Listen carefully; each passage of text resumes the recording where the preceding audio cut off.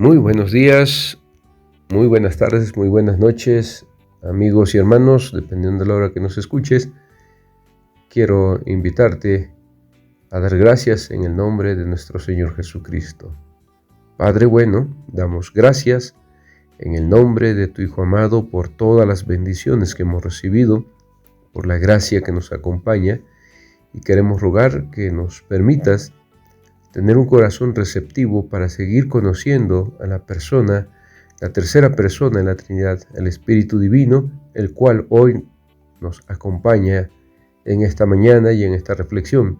Y rogamos, Padre, que sea tu Espíritu el que nos revele tu voluntad, nos permita conocerla, pero también nos llene de poder para obedecerla. Sé con todos aquellos que hoy, con corazón sincero, invocan tu nombre. Tu gracia acompañe a tu pueblo. Lo rogamos en el nombre de nuestro Señor Jesucristo. Amén. Pues amigos, es un gozo saludarles en el nombre de nuestro Señor Jesucristo y a nombre de nuestra Iglesia, el Divino Salvador de Xonacatlán. El Señor multiplique bendiciones en sus vidas, en sus familias y ministerios. Seguimos meditando sobre la obra del Espíritu Divino. Hemos hablado de la acción y la guía del Espíritu en la Iglesia, eligiendo a sus líderes o a sus oficiales, diáconos, presbíteros o ancianos, y asignando vocación, tareas, otorgando dones a la Iglesia. El día de hoy veremos cómo el ministerio que el Espíritu desarrolla en la Iglesia también la llevó, la impulsó a salir fuera de Jerusalén, fuera de los judíos, hacia los gentiles, y veremos cómo esta promesa que Jesús les había dado en Hechos 1:8 de recibir poder y ser testigos en Jerusalén, Judea, Samaria y hasta el último de la tierra, se ha de cumplir, pero ha de ser estrictamente por la guianza y el poder que el Espíritu Divino ejercía en la iglesia naciente. Lo que el Espíritu puede hacer con una iglesia que testifica de manera obediente, sin temor, lo vamos a ver claramente en las Escrituras. Veamos lo que dice en Hechos 10, 19 al 44. Encontramos un relato acerca de Pedro y Cornelio. Pedro está en Cesarea. Pedro está en su casa, tiene hambre, y hay un hombre de Cesarea que es Cornelio, un centurión de la compañía llamada La Italiana, un hombre romano, pero que es temeroso de Dios, al cual se le revela un ángel. El ángel de Jehová va y le dice que vaya por Pedro. Pedro, por otra parte, tiene hambre y preparando la comida tiene una visión de un manto que desciende con toda especie de animales, hasta animales que ellos consideraban impuros. Dios le dice: Pedro, mata y come. Esta visión inquieta a Pedro porque no logra comprender de qué se trata. Él habla acerca de que no ha comido nada inmundo nunca, que ha guardado la pureza ritual en cuanto a los alimentos, y el Espíritu le está preparando a través de esta visión para recibir a los mensajeros de Cornelio. Cuando estos llegan a casa de Pedro, Pedro encuentra que la visión que él tuvo empata perfectamente con la visión que tuvo Cornelio, no duda en ir con ellos, llega a Cesarea y Cornelio ya ha preparado su casa, tiene sus amigos íntimos, tiene gente que invitó. Pedro comienza a declararles allí la Escritura, y cuando Pedro está hablando de la Escritura y de lo que se cumplió en Cristo y del ministerio de Cristo, su muerte y resurrección, la Escritura nos dice que en el verso 44, mientras aún hablaba Pedro estas palabras, el Espíritu Santo cayó sobre todos los que oían el discurso. Y aquí encontramos cómo el Espíritu Santo llevó a Pedro y confirmó que la palabra que estaba predicando había sido preparada anticipadamente por el Espíritu Divino para la gente. La gente que estaba atenta escuchando fue regenerada y el Espíritu Divino se derramó sobre ellos. Una de las señales claras, inequívocas, para que no dudaran, porque Pedro llevó a algunos hermanos de Jope con él, judíos por supuesto, y para que no dudaran que esto era obra del Espíritu, comenzaron, dice el texto bíblico, que porque los oían que hablaban en lenguas y que magnificaban a Dios. Entonces esto les permitió a ellos confirmar que el Espíritu Divino había sido derramado en el corazón de estos hombres y los bautizaron. Por supuesto, ellos se quedaron maravillados, sorprendidos de que Dios no hiciera, como dice Pedro, acepción de personas. Aquí encontramos la apertura, el Espíritu Divino va guiando a Pedro y se empieza a abrir el Evangelio a los gentiles o paganos, tal y como se había mandado en Hechos 1:8, cuando el Espíritu Divino fuera derramado. Ahora, nosotros vemos que pronto se empezó a formar una iglesia fuerte en Antioquía, y por medio de ella el Espíritu fue capaz también de llevar a cabo todos los planes para la evangelización de los mundos romanos y griegos. En Hechos 11:19 leemos lo siguiente: Ahora bien, los que habían sido esparcidos a causa de la persecución que hubo con motivo de Esteban, pasaron hasta Fenicia, Chipre y Antioquía, donde no hablando a nadie la palabra, sino a los judíos.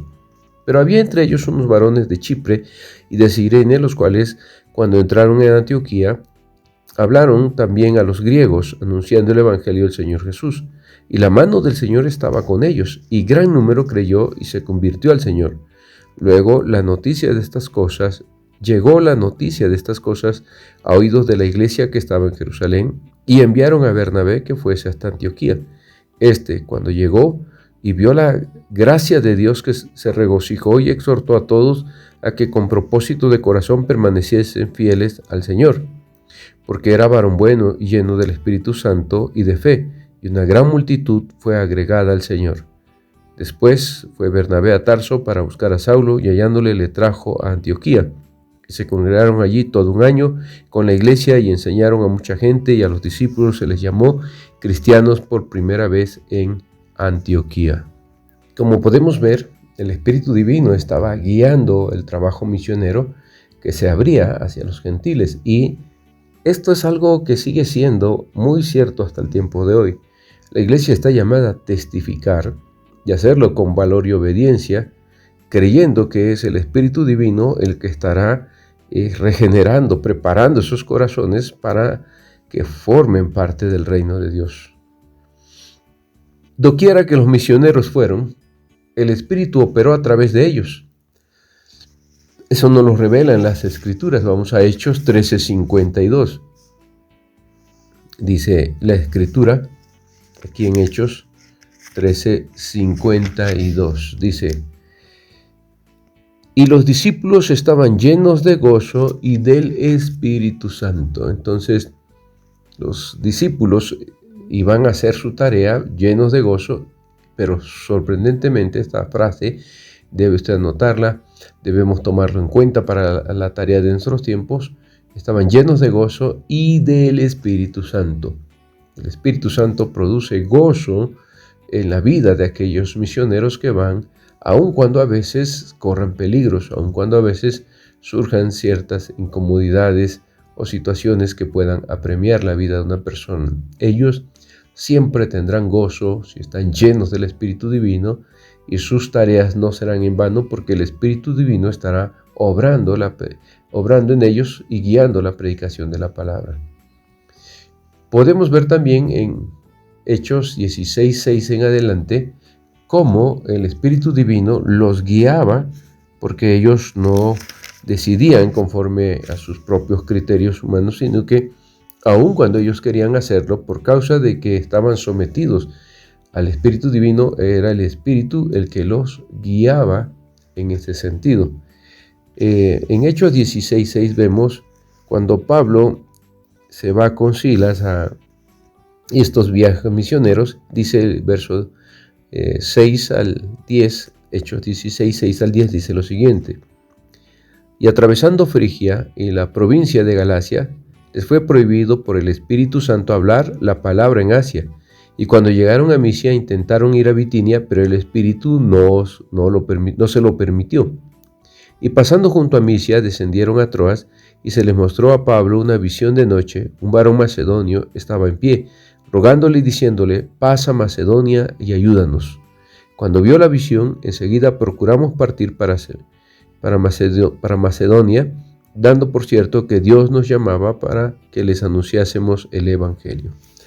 Esto es sorprendente, hermanos. Cómo estos hombres llegaron a tener una comunión tan íntima con el Espíritu Divino, la tercera persona de la Trinidad, que yo creo que no hay textos más claros que nos estén revelando cómo el Espíritu les habla, les dice, los detiene o los guía, aquí sí, vamos por acá.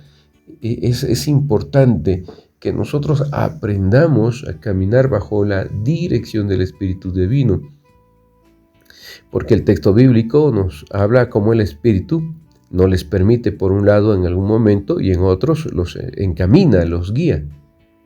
Y uno dice, wow, qué hermoso sería para nosotros el tener esta experiencia, y es que están disponibles esa experiencia en nuestras vidas. Muchos no han logrado comprender esta relación que debe tener el creyente, ni la han experimentado, y vivimos tomando decisiones para los trabajos de la iglesia o a veces personales, sin tomar en cuenta a la tercera persona de la Trinidad, del Espíritu Santo, el cual mora en nosotros, el cual fue dado a la iglesia justamente para guiarnos en todas las decisiones, en los trabajos y tareas que realizamos. Y yo creo, mis hermanos, que mucho del éxito que puede tener la iglesia, o más bien el éxito que tiene la iglesia, está encuadrado en que esté guiada y conformada a la dirección del Espíritu Divino. Lo mismo pasaría para nuestra vida cotidiana. Dejaríamos de estar tomando decisiones equivocadas que nos lastiman y que ofenden a Dios si tuviésemos nosotros una relación íntima con el Espíritu Santo. Él nos hablaría, y puedo decirles que Él nos detiene en ocasiones o impide que hagamos cosas que no son del agrado del Señor. Eso estoy por cierto que es verdadero, y es el mismo Espíritu que nos confirma que estamos haciendo lo que Él quiere o estamos en el lugar que Él quiere.